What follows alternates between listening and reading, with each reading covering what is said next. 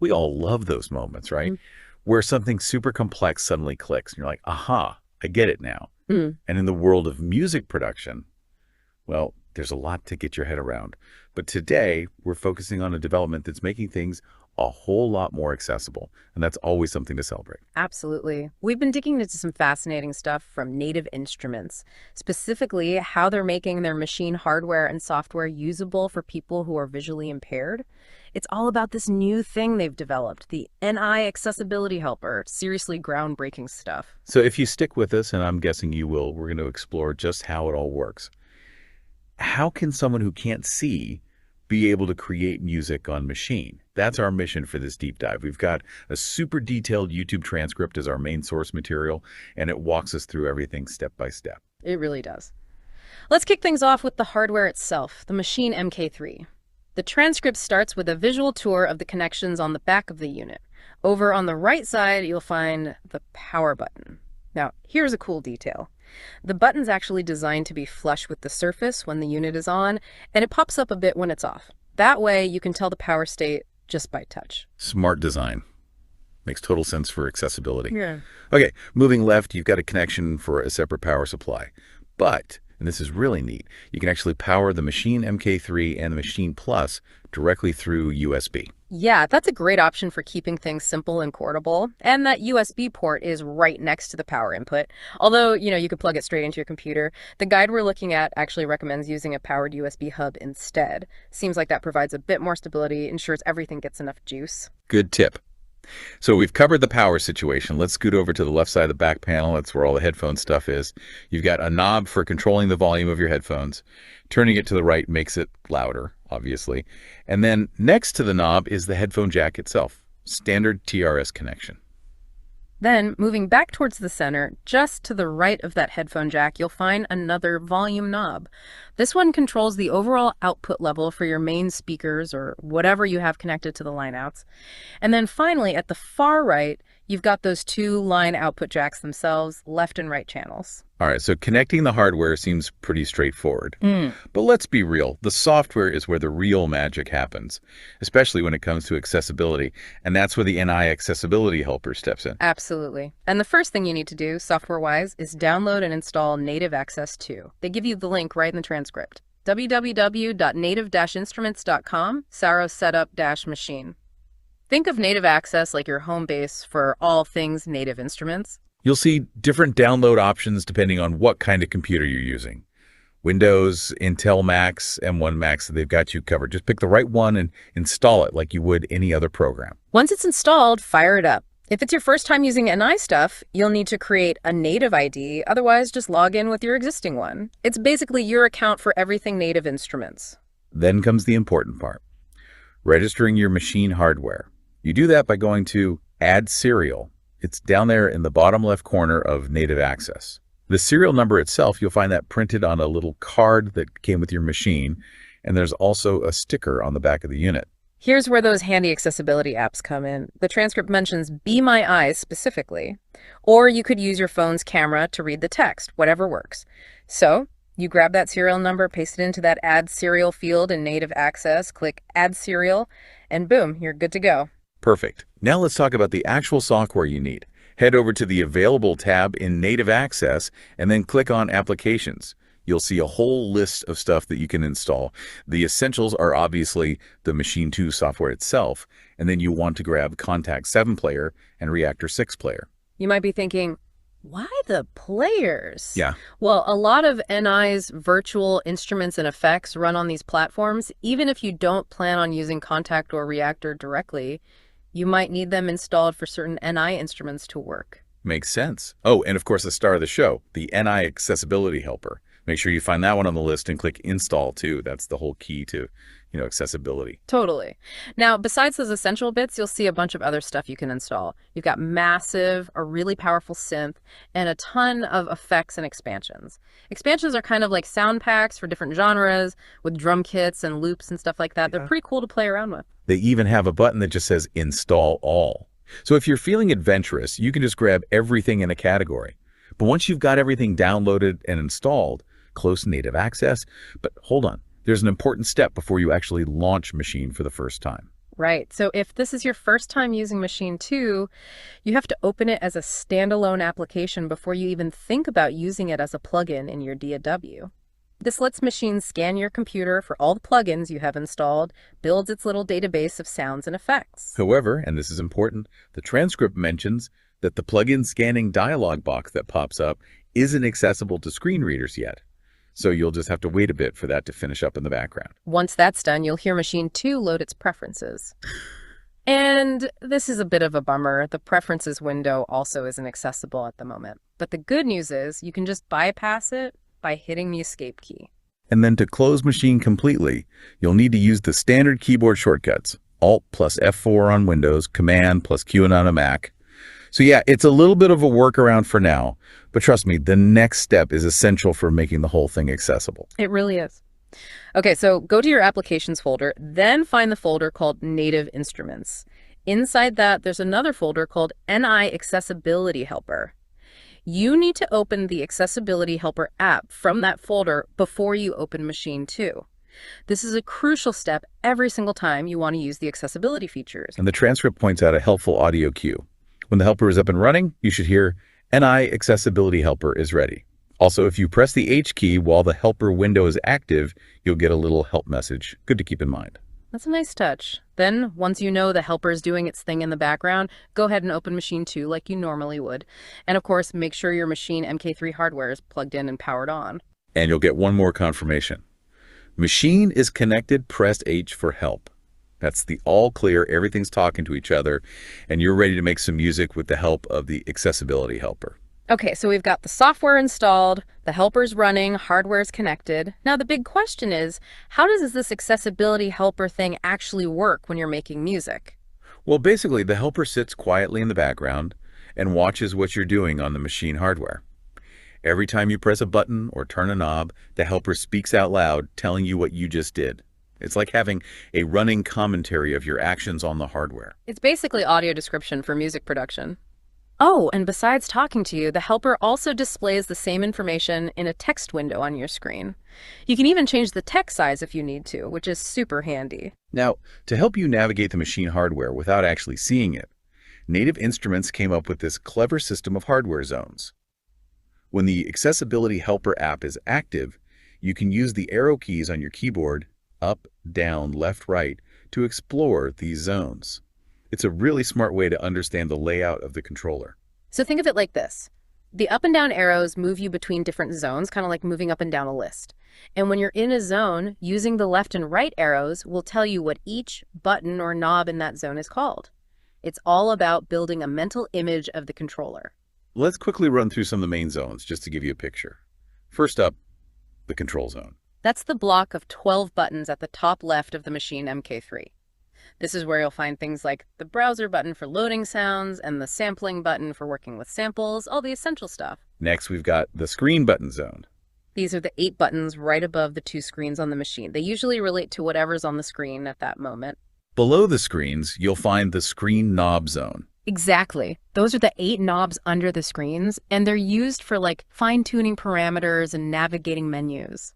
Over on the other side, we have the edit zone. That's where the big 40 encoder is, that big knob on the left side. And you've also got those 3 smaller buttons next to it. This zone is all about getting into the nitty-gritty of your project. Moving down from there is the performance zone. This zone is where you'll find performance-focused controls like note repeat, great for quickly triggering sounds, and the 4 buttons under the 40 encoder. Oh, and that touch strip at the bottom. That's part of this zone too. Below the touch strip is the group button zone. Pretty self-explanatory. Those are the buttons for switching between different sound groups in your project. You know, group A, group B, all that. And then you've got the good old transport zone below that. The heart of any music software. This is where you'll find the play, stop, record buttons, all that classic stuff. Now, up above the main pads, you've got the pad input mode zone. This is where you tell the 16 pads how to behave. Do you want them to act like drum pads, a keyboard, or a step sequencer? That's what you choose here. And down the middle of the machine, you've got the pad mode zone. These buttons control things like pattern selection, muting, and soloing. Essential stuff. And finally, the part you'll probably interact with the most, the pad zone itself. That's the grid of 16 pads, the main way you'll trigger sounds and play melodies. And they're velocity sensitive too, so the harder you hit them, the louder the sound. The guide really emphasizes spending some time getting to know those zones by using the arrow keys and listening to what the helper tells you. It's all about mapping out the controller in your mind. That zoning system really is clever. It turns a potentially confusing layout into something you can navigate without needing to see it. Exactly. And once you've got that map in your head, the whole music making process becomes much easier. The transcript actually walks us through creating a simple beat, loading a drum kit, and recording a pattern. It's a great way to see how it all comes together. Okay, let's break it down. Step 1 is to load up some sounds. You'll need to press the Browse button for that.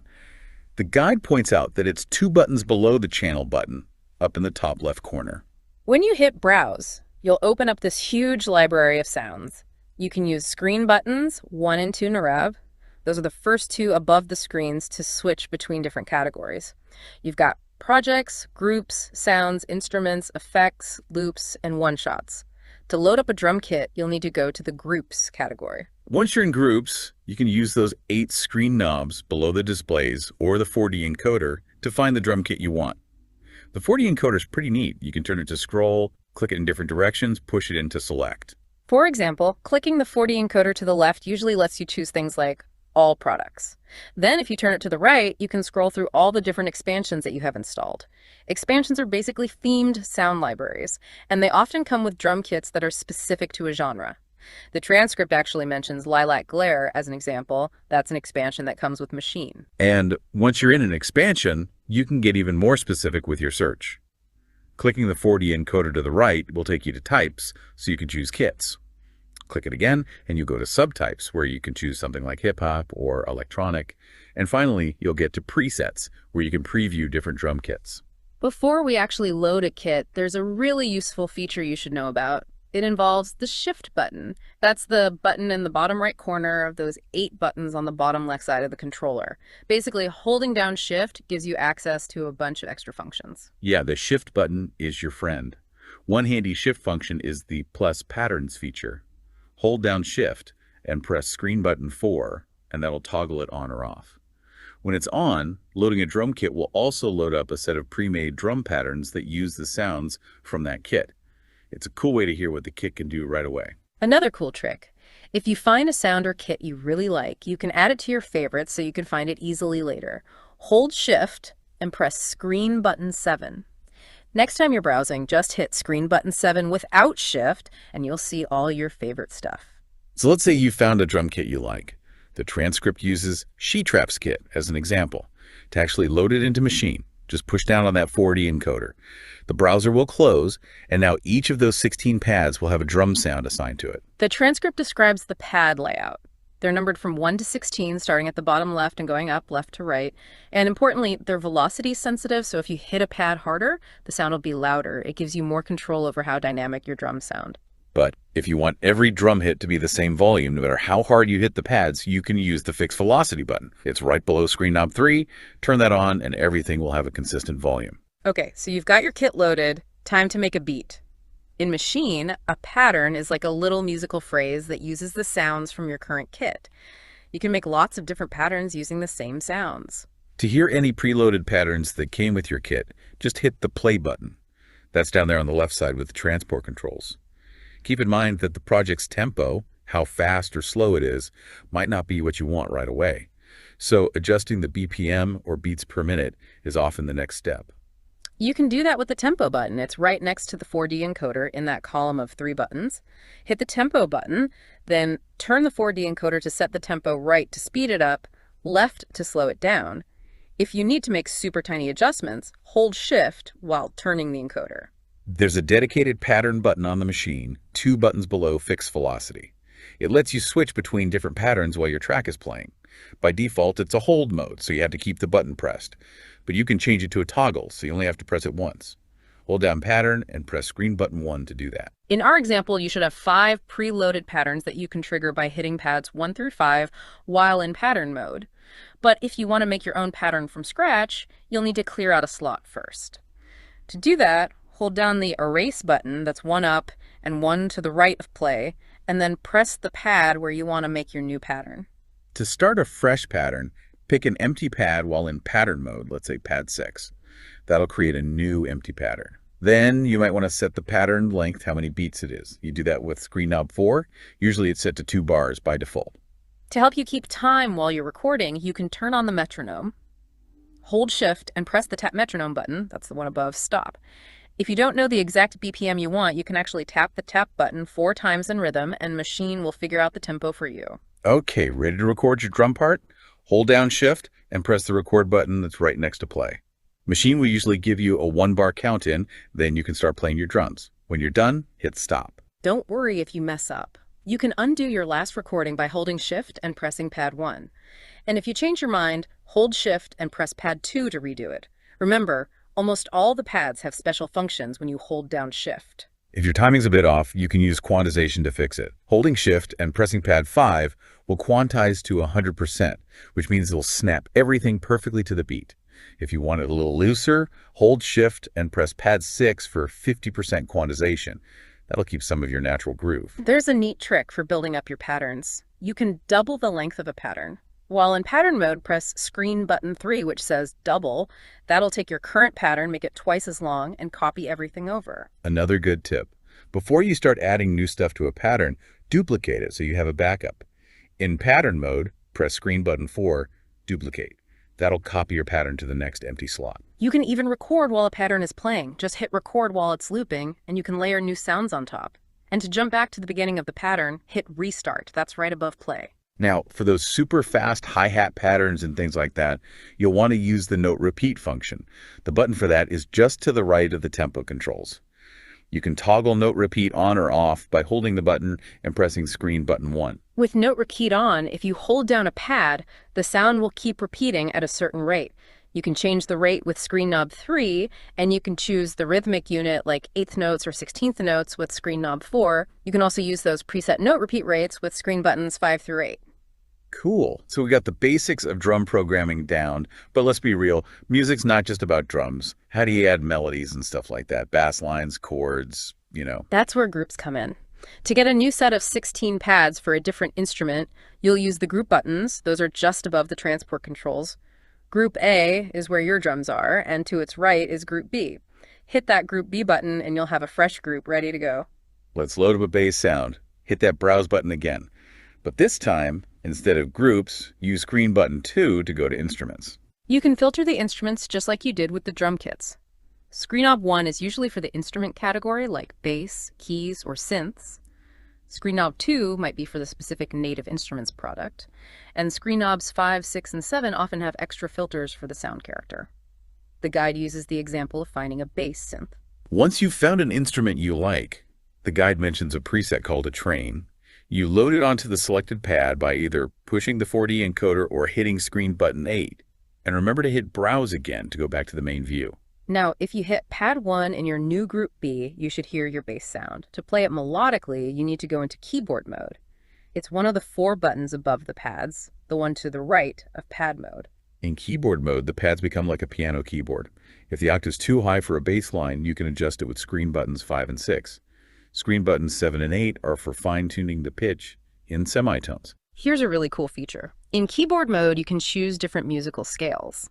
Screen knob 1 is for choosing the bank, which might be something like main modes, jazz scales, or world scales. And screen knob 2 lets you pick the type of scale within that bank. The guide uses the example of switching to harmonic minor. It really changes the feel of your bass line. To tweak the sound of your bass, hit the plug-in button. That's the one to the right of that top left button. Every instrument and machine has parameters that you can control with those 8 screen knobs under the displays. Touch a knob to see what parameter it controls, then turn it to change the value. If there are lots of parameters, use the left and right arrow buttons below Browse to switch pages. Okay, time to record that bass line. Pick an empty pattern slot in Group B, let's say pad 1 again. Then hit Shift plus record. You'll get that count in, then play your bass line on the pads. When you're done, hit stop. The pattern length is usually set to auto for melodies, so it'll keep recording as long as you play. You might need to tidy up the start and end points of your recording using screen knobs 1, 3, and 4. Those control the pattern's position, start point, and length. Use the restart button to double check your timing, and don't forget to quantize. Shift plus pad 5 to clean up those rhythms. Let's add some chords. We'll need another group for this group C. Select it, pick pad 1 and hit Browse. This time look for a nice synth pad sound. The guide recommends massive. For chords, we'll use chord mode instead of keyboard mode. That's the button to the right of keyboard mode. In chord mode, Screen Knob 3 lets you choose between Harmonizer and chord sets. Harmonizer creates chords based on the scale you've chosen, while chord sets gives you pre-made chord progressions. In chord sets, which you select with Screen Knob 4, you'll get 8 major and 8 minor progressions. You can play the pads to trigger these chords.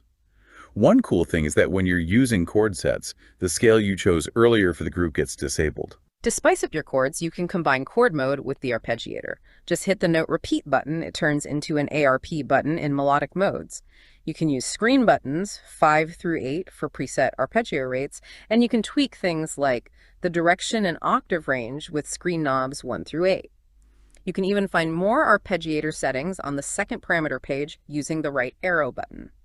To record your chords with the arpeggiator, it's the same process. New pattern in Group C, Shift plus record to start recording, play your chords, and hit stop when you're done. The arpeggiator often locks the notes to the beat, so you might not need to quantize this time. Just remember to turn the arpeggiator off after you've recorded your part. All right, we've got drums, bass, chords. How about we throw in some melody? The transcript uses the example of a vocal sample that you chop up and play like an instrument. Let's do it. We'll need another group D for this one. To find loops and samples, hit Browse and go to the Loops category using Screen button 2. You can filter by things like vocals using Screen Knob 5. And as always, you can access your favorites with Screen button 7. Okay, so you found a vocal loop. But instead of just loading it onto a pad, we're going to load it into the sampler so we can do more with it. Push the 4D encoder in, scroll to Sampler Audio Sampler, and push the encoder again to choose it. In the sampler, there's a super important setting called polyphony. It basically controls how many notes of the sample can play at the same time. By default, it's usually set to 8, but for chopping up vocals and playing them melodically, you want to set it to 1. You do that with Screen Knob 1 in the sampler settings. And if you have a long sample and you want it to stop immediately when you release the pad, use the choke function. Hold down Shift and press the bottom button in the middle column, the same column as the pattern button. To start editing your vocal loop in the sampler, hit the sampling button next to Browse. That'll take you to the editing view. Press Screen button 2 to go to Edit mode. You'll start in Truncate mode, where you can adjust the start and end of the whole sample. But we need Screen buttons 5 and 6 for what we want to do. Our goal is to make a vocal chop, so we need to adjust the tuning of the sample. Keep hitting Screen button 5 until you get to Stretch mode, then hit Screen button 7 for the stretch settings. If the sample isn't in the same key as your project, you can change its pitch using Screen Knob 1. The guide uses the example of transposing it up by 2 semitones. Make sure Stretch mode is set to free, so you can change the pitch without changing the speed. Once you're happy, hit Screen button 8 to apply the changes. Now for the fun part, slicing. Hit Screen button 3 to go to Slice mode. The default is usually manual. You can select that with Screen Knob 1 if you need to. To make your slices, play the loop by hitting pad 1. As it's playing, hit the other pads, pad 2 and so on, where you want to create slices. Each press marks a new slice point. You can re-trigger a slice by hitting its corresponding pad. Once you've made your slices, you can tweak their start and end points. Press the right arrow button, then choose a slice by hitting its pad. Use Screen Knobs 3 and 4 to adjust the start and end times. Once you're happy with your slices, hit Screen button 8. OK. You'll be taken back to the sampler's main settings page. Because this is a new instance of the sampler, double-check that the polyphony is set to 1 using Screen Knob 1. Sometimes Maschine will automatically apply a scale to the pads in keyboard mode based on your settings in other groups. If you want to be able to play all your slices freely, you'll want to change the scale back to chromatic. That's usually Screen Knob 2. Maschine often makes a MIDI pattern that plays your slices in the order they were in the original loop. If you want to create your own melody, you'll need to delete this pattern, hit Pattern, hold down Erase, and then select the pad with the auto-generated pattern. Now make a new pattern in Group D. Set the length to whatever you want, maybe 4 bars. And with keyboard mode still on, you can record your own melody using those vocal slices. Just hit Shift plus Record and start playing. So we've got drums, bass, chords, melody. Now we need to make it sound good. Time to talk effects. Maschine's got a ton of built-in effects. You can add them at the sound level, which affects just one pad, the group level, which affects all the sounds in a group, or the master level, which affects everything. To switch between these levels, use Screen buttons 3 for sound, 2 for group, and 1 for master. Let's add a lo-fi effect to our drums, which are in Group A. Select Group A, Then hit screen button 2 for the group level effects. The transcript mentions that some kits already come with effects on them. You can chain multiple effects together in Maschine. To add a new effect, you need to find an empty slot in the Group A effects chain.